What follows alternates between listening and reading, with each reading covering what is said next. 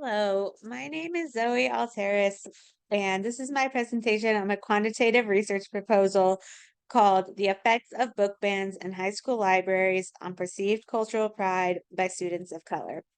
So the topic of this research study is to look at the negative effects of book bans in high school libraries on students of color and the way they perceive their cultural identity. Some background information on this topic is from the American Library Association.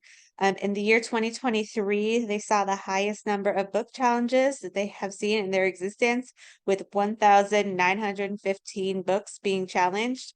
51% of these book challenges were targeting books in schools, so in classrooms and in curriculum and in school libraries.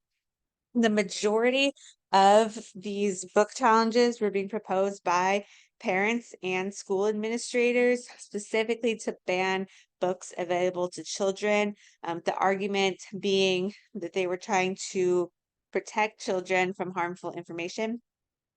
The significance of this is that the majority of these books being challenged and successfully banned are by and about people of color and members of the LGBTQIA plus community. So it really reduces the level of diversity in literature available to students.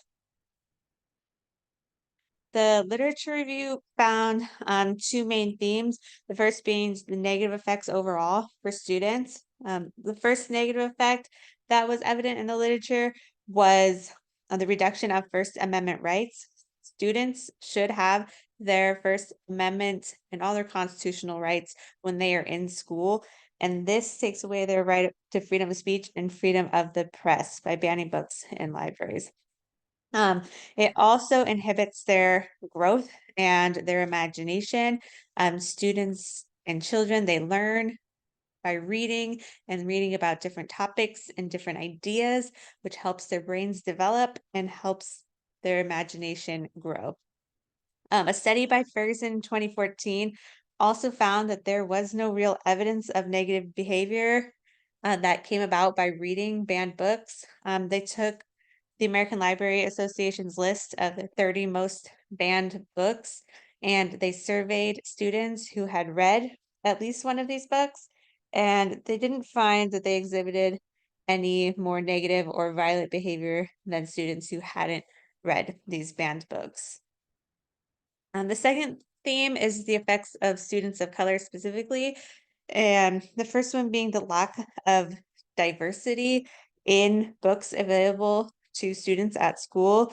A study by Austinson et al. In 2016 found that 29% of books in the children's and young adult category featured characters of color as the main character.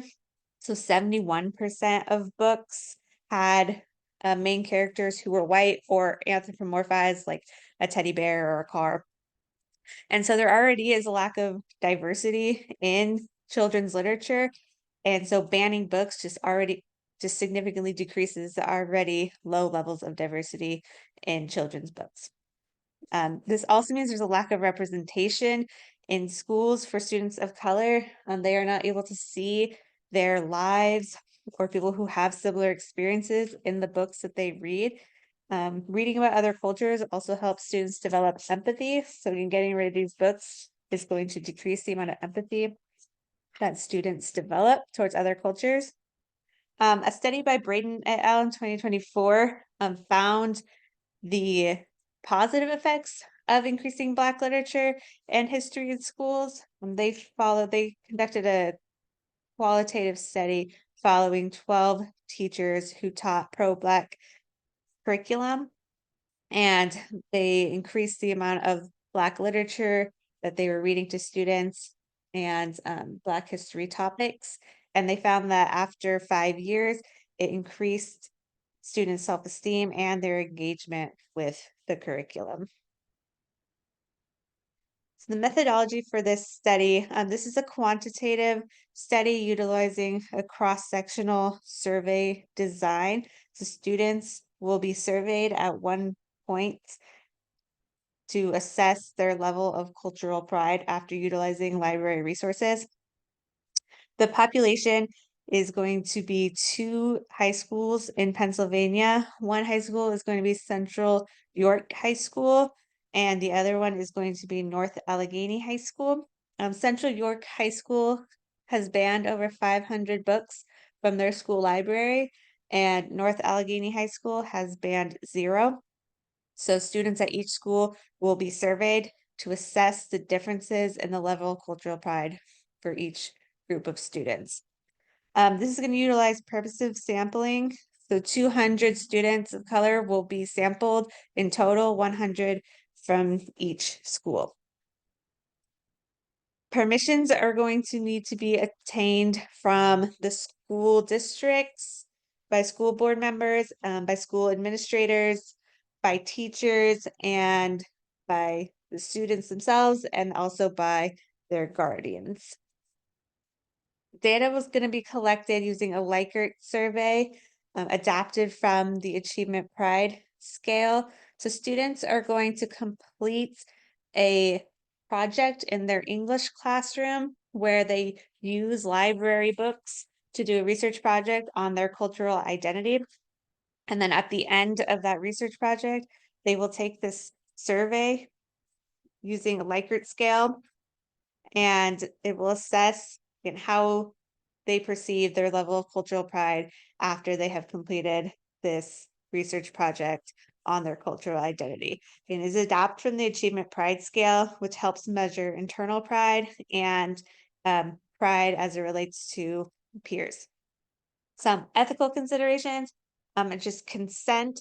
Working with students, it is important that children, for the most part, cannot give informed consent, so they need a parent or guardian's consent as well as their own. And just to maintain confidentiality, there are FERPA laws that state that schools cannot give out certain information without parent or guardian consent. And so just making sure that all of their information remains confidential.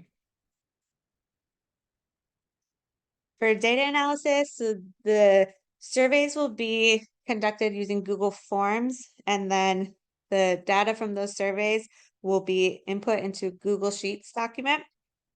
And then an analysis of variance or ANOVA statistical test will be conducted.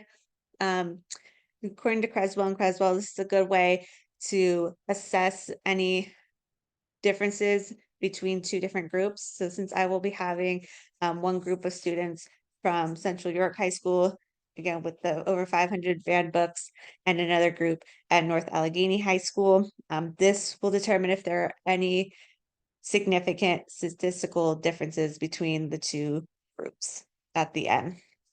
The timeline for this project is in July and August of 2024. Permissions will be sought from the IRB and from the school districts and from school administrators. Once school starts in September 2024, recruitment will begin. Teachers will be utilized to recruit students. They will help identify students and help advertise the study. Once students have been recruited, consent will be gotten from the students and their parent or guardian. In October 2024, students will complete their research project in their English class where they're using library resources to conduct a research project on their cultural identity. At the end of their research project, which should take about a month, we will give out the Likert scale survey and collect the data and then analyze the results. Thank you so much for listening. Have a wonderful rest of your year.